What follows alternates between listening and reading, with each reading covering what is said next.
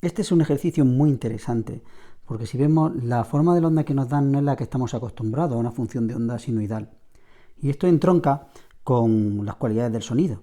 Las cualidades del sonido recuerdo que eran tres, que era la intensidad del sonido, fuerte o bajo, en función de la amplitud, que sea la amplitud más grande o más pequeña, el tono, que está relacionado con la frecuencia, y por último el timbre. El timbre está relacionado con que cuando nosotros estamos escuchando o emitimos un sonido de una frecuencia determinada, realmente emitimos también unas frecuencias proporcionales a esta, no con la misma amplitud, sino con menor amplitud. Y la onda resultante sería la suma de todas ellas, es decir, digamos que es una interferencia.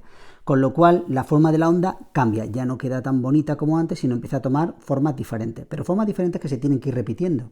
Y esto es justamente lo que le da carácter a un sonido, y por eso distinguimos un la, por ejemplo, de un piano, de un la, de un violín. Ambos tienen la misma frecuencia fundamental, que sería, si midiéramos desde aquí a aquí, sería ese la, pero los armónicos, que es lo que se llama, que son proporcionales a esa frecuencia fundamental con diferentes amplitudes siempre menores, pues entonces al sumarlo me dan diferentes formas de la onda.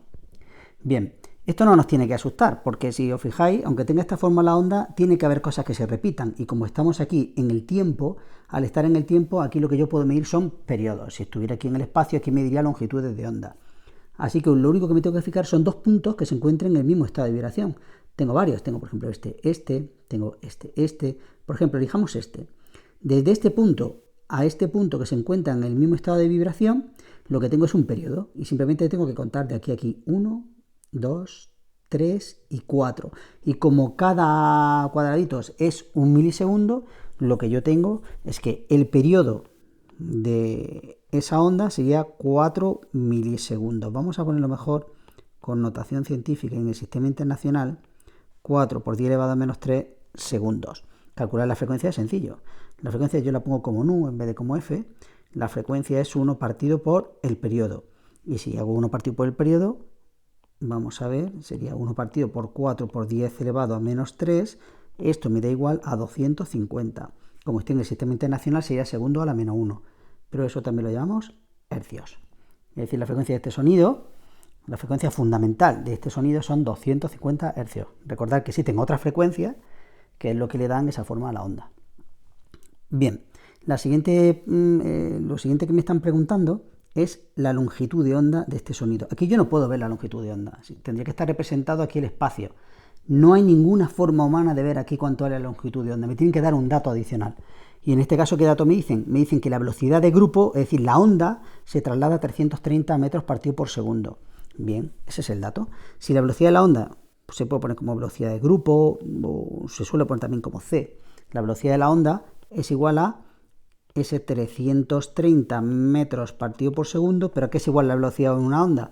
Es igual a lambda por la frecuencia, o lambda también partido por el periodo, elegimos la que queramos. En este caso, al despejar, que voy a obtener que la lambda es igual a c partido por nu.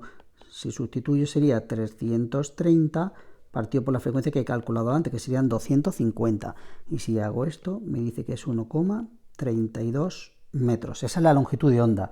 Es decir, para entendernos, si yo esto lo representara en el espacio, la distancia entre dos puntos sería, en el mismo estado de vibración, 1,32 metros. Vamos ahora al apartado B del ejercicio. En el apartado B del ejercicio dice una cosa bastante interesante. Dice, ya tengo esa frecuencia y longitud de onda. Ahora vamos a imaginar que se va a propagar en un medio donde su rapidez, se refiere a la velocidad de grupo, fuera el doble. ¿Qué le pasa a la frecuencia y a la longitud de onda? Pues curiosamente, esto entronca con un concepto muy importante, es qué varía en un sonido cuando cambia su velocidad. Como hemos visto antes, la velocidad de grupo, o c, es igual a lambda por la frecuencia. Luego, aparentemente pensaríamos que si cambia la c, pues cambiaría la lambda y cambiaría la nu. Pues no.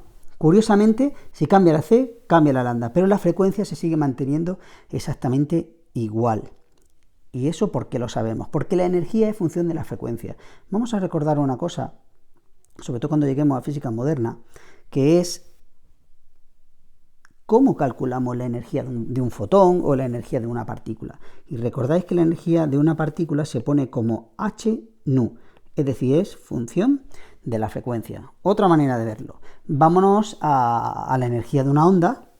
La energía de una onda sabemos que es proporcional a la amplitud al cuadrado. Cuanto más grande sea la amplitud, más energía tiene la onda, y a la frecuencia al cuadrado. No se suele meter la longitud de onda. Es decir, la frecuencia tiene más energía, un rayo X que tiene más frecuencia que, por ejemplo, un infrarrojo.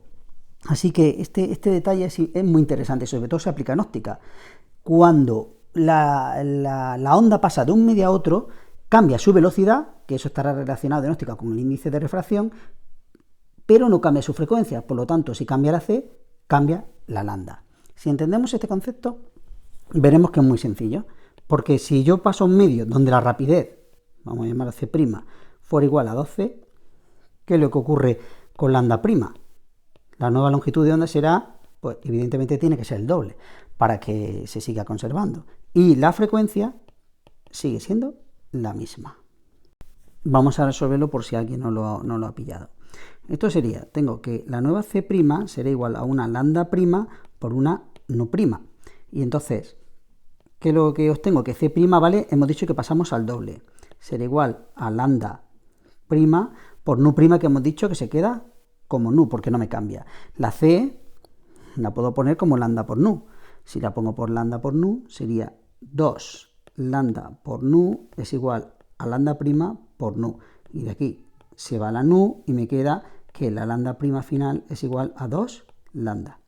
De la misma manera que si la velocidad pasara a la mitad, la longitud de onda final sería la mitad, pero la frecuencia no cambiaría.